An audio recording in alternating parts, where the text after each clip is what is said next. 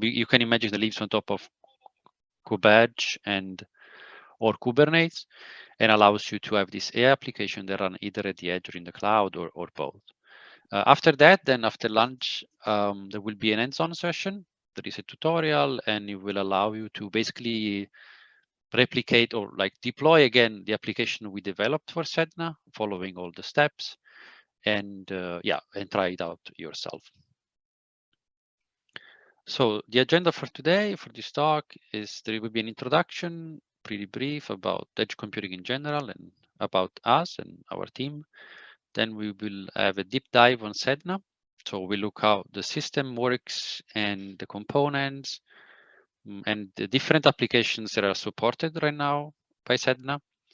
And then the last part will be basically our contribution, what we did last year that was integrated and merged into SEDNA. It's open source, of course. And I will explain what we did and what you will then try to replicate in the hands-on session. So this is briefly about us. This is our team in Munich.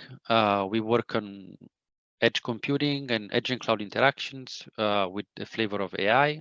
These are the applications we focus on. I am a senior software engineer in the team, and I take care of the infrastructure aspects. So how to set up the cluster, for example, the application, how they communicate, the protocols, and so on, while the AI part is developed by my colleagues, which, for example, develop the models and optimize them to run on edge devices. So we work with, for example, Jetson Nano, we work with robots, and so we try to make this model as small and efficient as possible. So everything we do is, or like the majority of it is open source. And for example, you will find what I will show you later is available on SEDNA, the whole tutorial. And we work on that. Right now, we are trying to expand, for example, SEDNA to the world of robotics. So to have robots also into our edge cluster.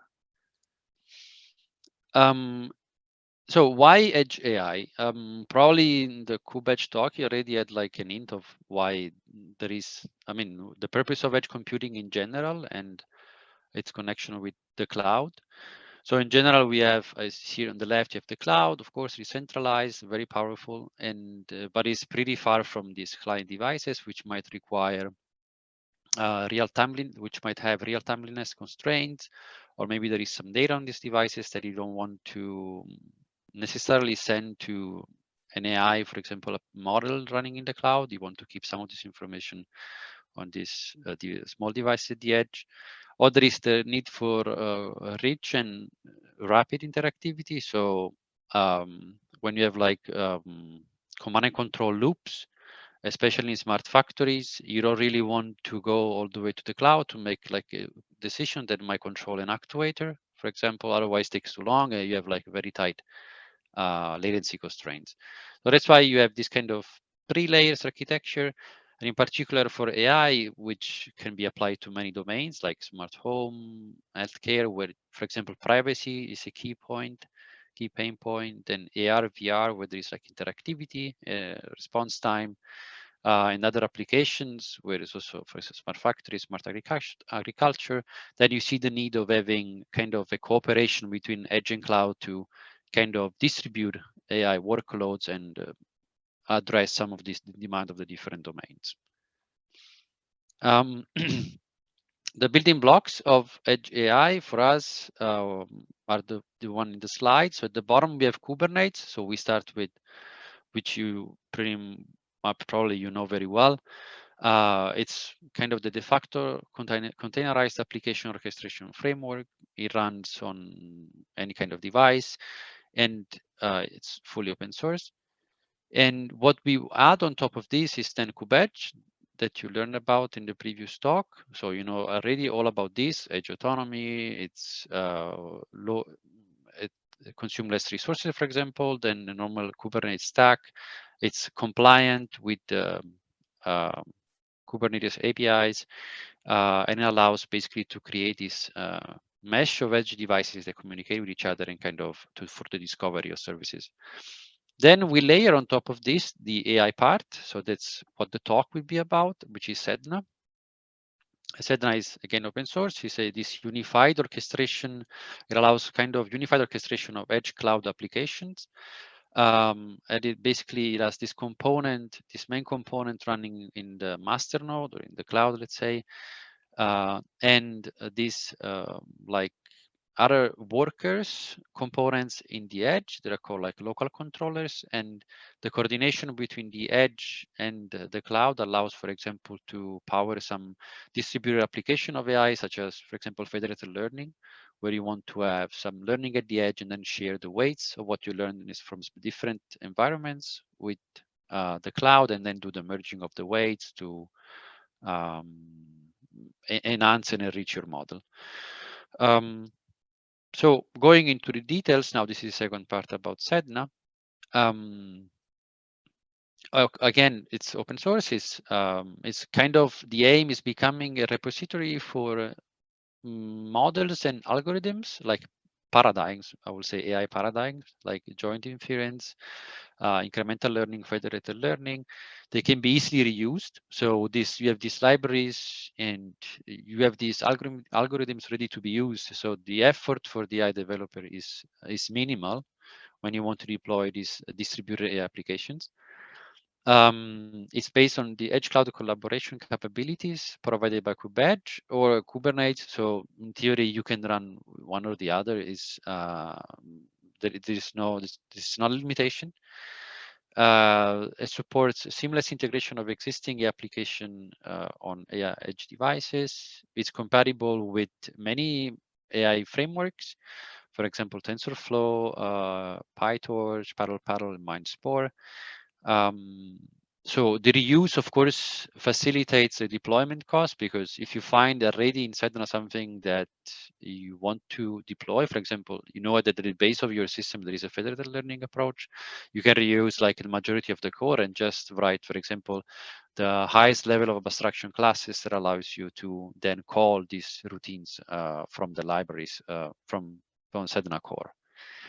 And then it enables this kind of data privacy and local processing, which kind of is something it inherits from KubeEdge, from running computation at the edge. So the AI paradigms, this one that are right now supported, the idea is basically to extend them in the future. It has a framework that supports either data sets and model management. So it introduced new CRDs. I don't know if you're familiar with the concept, which is kind of a custom resource you register with your Kubernetes cluster. And you can imagine that, like, you can think about it as a type of file that is recognized by Kubernetes, like as an equivalent. So you have like a model, and this model you have kind of a repository in your cluster, and you can load them on demand depending on what you want to do. So there is this model dataset management component. Going a little bit, giving a bit more details about the main building blocks of SEDNA. So we have the global manager. Normally you have only one instance of the global manager, which runs in the cloud. And it's kind of the overseer for the deployment of AI tasks of different sort. For example, you register when you want to, let's say you don't have federated learning, you have a new form of AI like paradigm, then you register it with the global manager. So you create a new custom controller that is embedded into your global manager. And this allows you to deploy this new AI task on the infrastructure. And okay, there's cross edge cloud synergy management and collaboration, and it's kind of the central configuration manager. And you will see in the next slides where I have example about the application, what I mean by that. And for example, in federated learning, it's kind of clear what's its role. Then there is the local controller. So this is deployed basically in the cloud as well, but also on every edge node. It's also in the cloud because the cloud can also, of course, do part of the job. So I have a worker also in the cloud. And it offers local management of the models, data sets, and the synchronization between the different workers that are running in the cluster. So the workers basically are pods that do what are they designed to do? For example, they do either inference or training, based on the SEDNA framework. So it has this lib component, okay, which basically is where the core of the AI algorithms and protocols and like logic is stored, and then it's used by the pod. They are launched on demand, of course, as Docker containers, as pods. So you have, for example, a deployment. You specify how many you want of them, and they are deployed either at the edge or in the cloud. And you have different workers for different features, of course. So going ahead, we have some of the, I will go through some of the SEDNA applications, so that I mentioned before, for example, federated learning, incremental learning, and so on. And we see, like in general, how do they work, and kind of what are the steps. We don't have to go into too much details here, just to give you an idea of what is already available in the repository, because these are already available out of the box in SEDNA, how they actually are supposed to work. For example, the incremental learning allows to an application developer to use the lib, which is this set of libraries, to integrate the Edge Cloud Collaborative incremental learning into applications. So you have your high-level code, and then you call these functionalities from the libraries, and deploys then the application through this service API. And then you have at the edge node, you have the incremental learning, let's say, module inside the local controller that allows kind of the synchronization, which is part as well of the library. And then there will be basically the application where that is running in a separate pod. And in this case, for example, there is this hard sample mining, which is the kind of when there is an RDX, where there is like the AI is running, and there is something that hard samples, they're called something that is harder for the AI to judge or to evaluate. Then the application sends this to the cloud to do, for example, the incremental learning. So to learn over this kind of critical condition, these situations where the model there has an opportunity to improve. And then through kind of a loop, the model then is sent again to the edge and updated. In this case, for example, you mentioned that there is also an interaction, for example, with the user that helps the labeling process. And the new models are automatically trained for incremental learning based on the task, the knowledge base of that grows over time for this application. Then there is the federated learning. Federated learning is, the idea is that you have multiple nodes at the edge. For example, they see different environments. They have the same model at the beginning, but because they learn on seeing a different, let's say, reality, then they have a local training steps where basically they learn about their own environment, and then the information that is collected is then sent to the cloud to this aggregation, where there is the aggregation algorithm, which runs, for example, in the global manager, this one, while this one is the training is synchronization is between the local controller and the global manager. And there is the update of the parameter. And so basically, once the aggregation is completed, following, there is, for example, different algorithms available to do this aggregation, then the new weights are sent to the edge, where basically the model is updated with the knowledge from the different edges.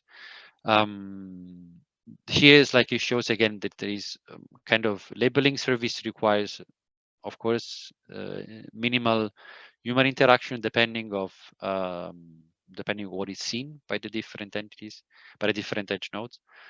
And so again, the developer here is on the right, far right side, and talks with this, interacts with the learning service, federated learning service API on SEDNA to deploy on demand this kind of this cloud edge cluster of pods for the federated learning.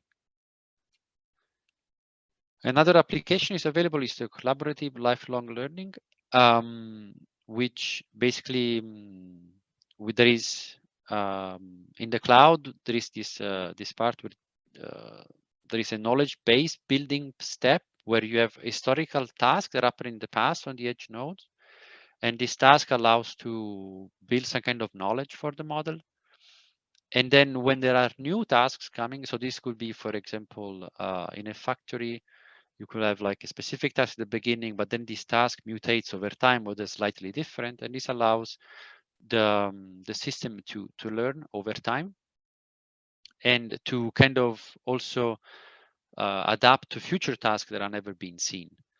So this is also is called lifelong learning because it's something that allows the model to like an infinite extent of time eventually to learn constantly of new tasks that are kind of launched at the edge, and so continuously build over this knowledge base.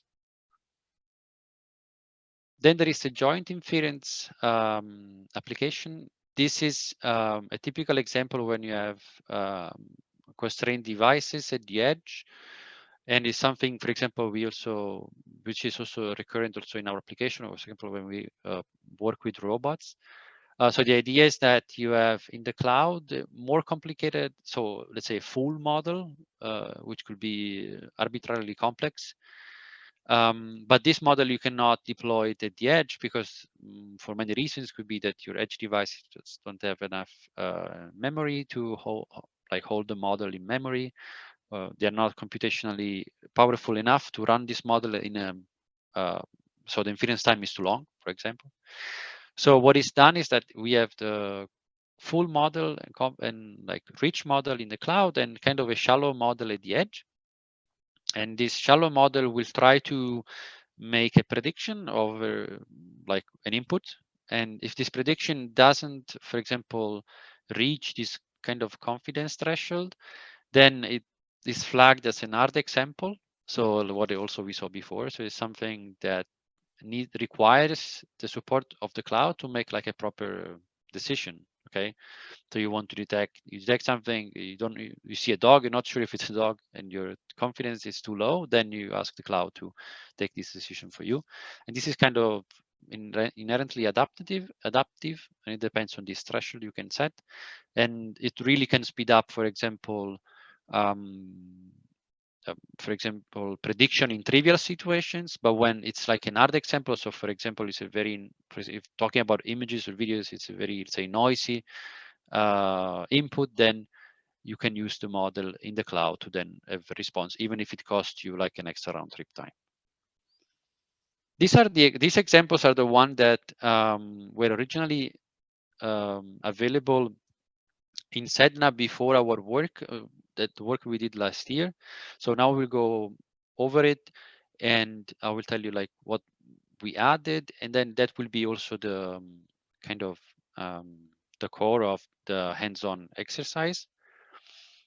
So when we started our work with the AGI team at the Munich Research Center, we had kind of three main directions. So the first one were the applications. So we focused on mostly visual, computer vision applications. And so we, for example, object tracking, object detection, extraction of features from object to kind of re-identify them. And we also imagine like an infrastructure where you have, for example, multiple camera, and you want to see, you have different viewing angle of a person, an object, and you want to kind of merge them, not merge, but like use the information from both to take a decision if that person is exactly, for example, Vittorio, or that container in particular has a specific code. And so for the identifying them, so putting like a proper tag on the object that we see in a scene. So the system, we wanted to go for something distributed. So we have this edge platform using artificial intelligence, and we wanted to have the possibility to train, to do inference, to optimize this application for low latency. Okay, so to be as quick as possible. So with this kind of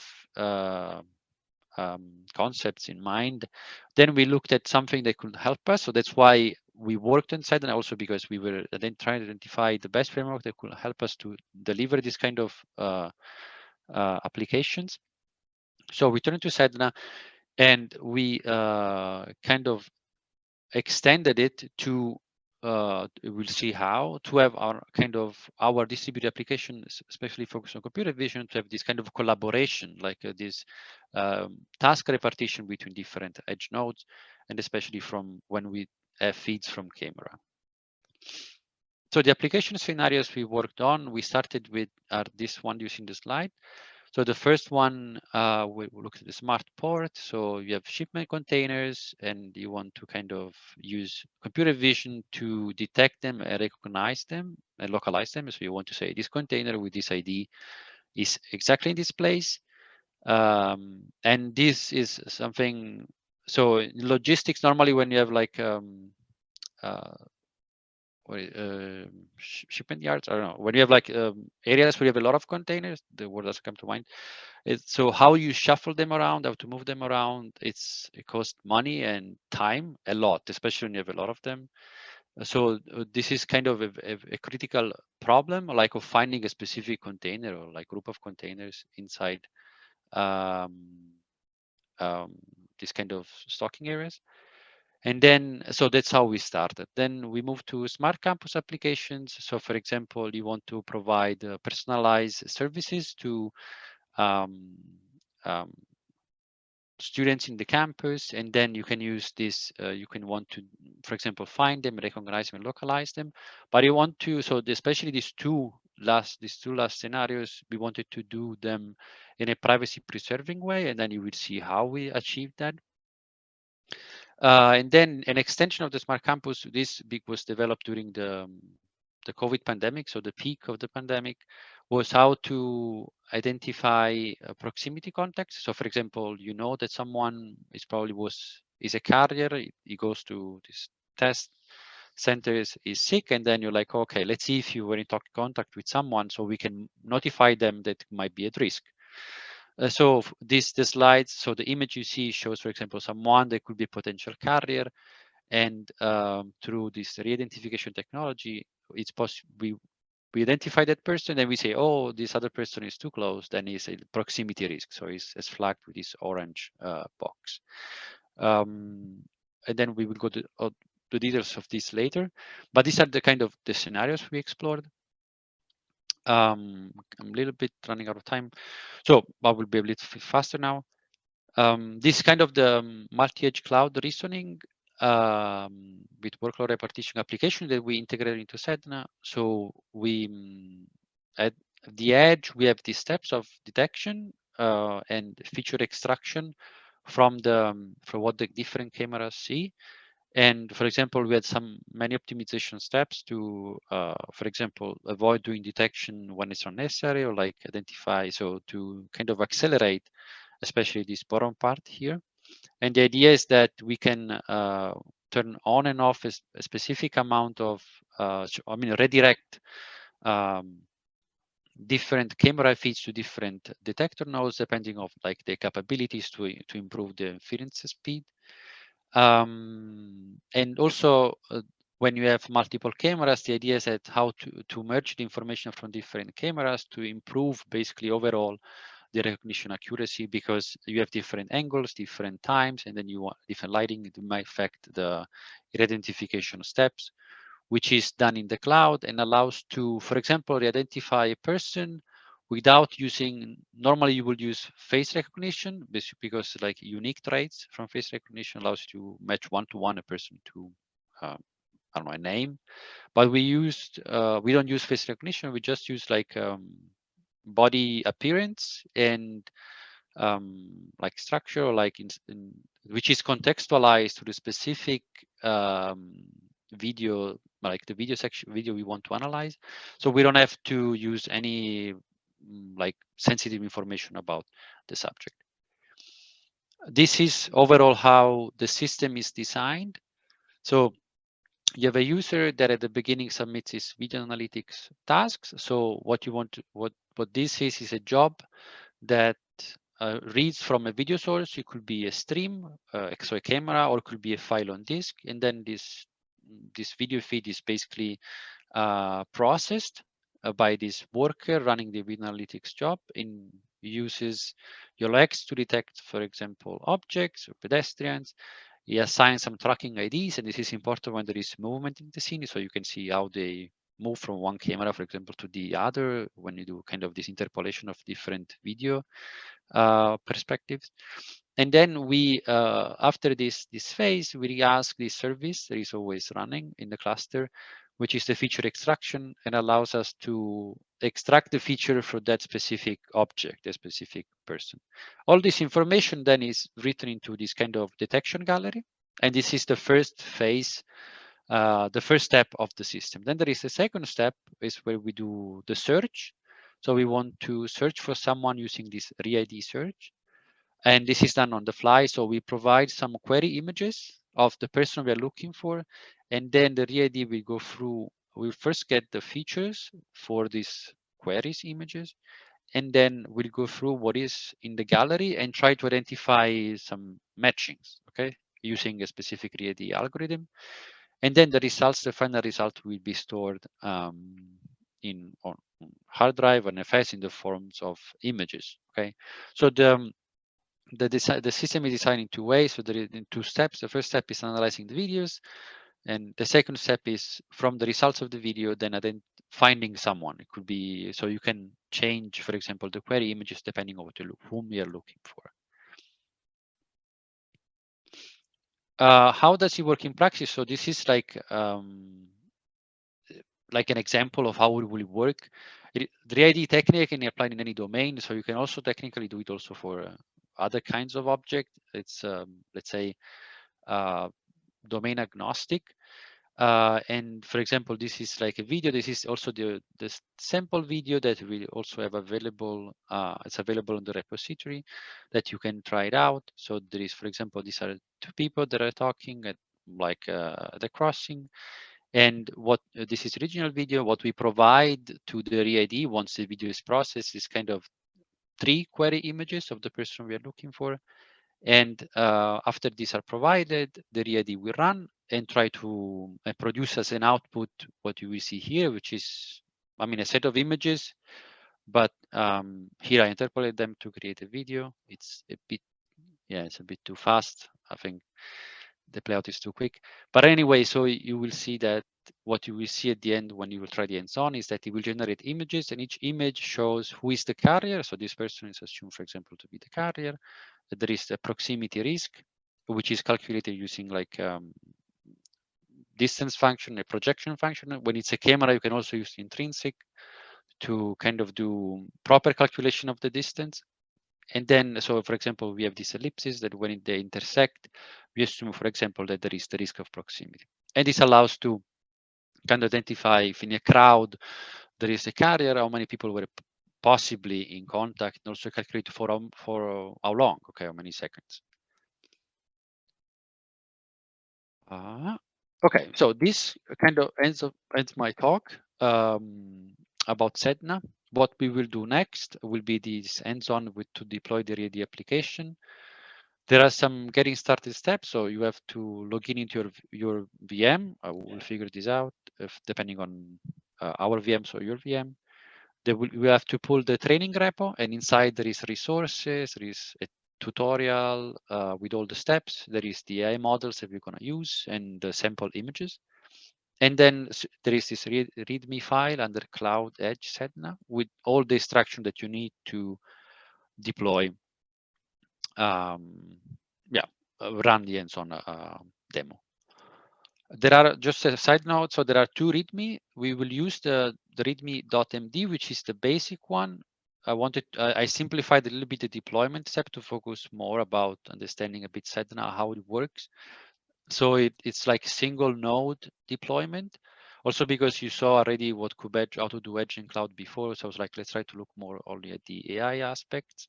But there is also an advanced README that you can try on your own if you want to deploy then SEDNA with KubeEdge, so in a distributed fashion with multiple nodes.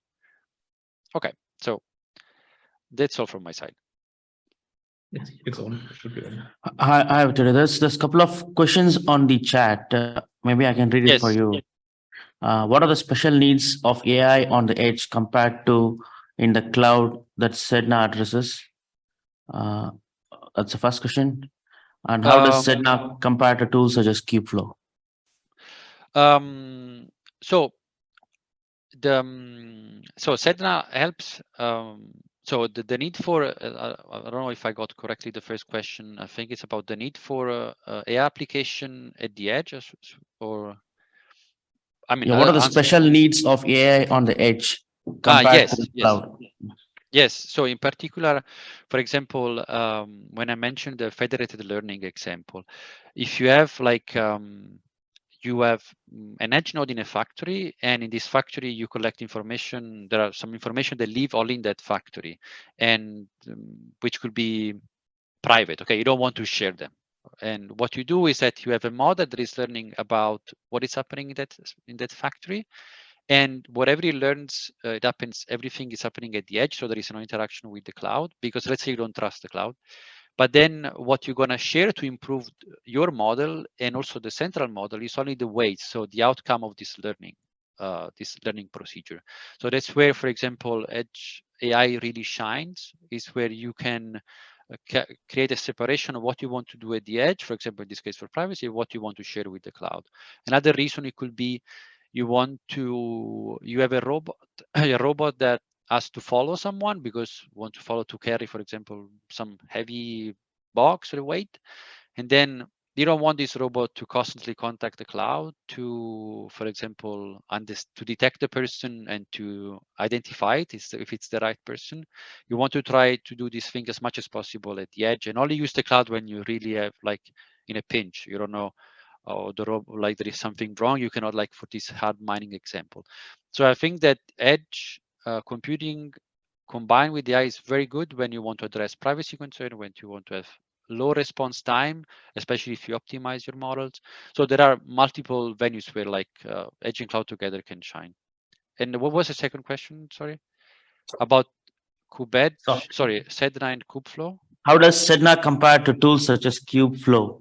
They are pretty much similar. Okay, SEDNA, I think the advantage is that it lives on top of the KubeEdge ecosystem, so it's kind of which addresses also the infrastructure aspects, and so it's like gives it's kind of the leverage that SEDNA has is the interplay with also the KubeEdge environment, I will say. But Kubeflow is kind of comparable in terms of the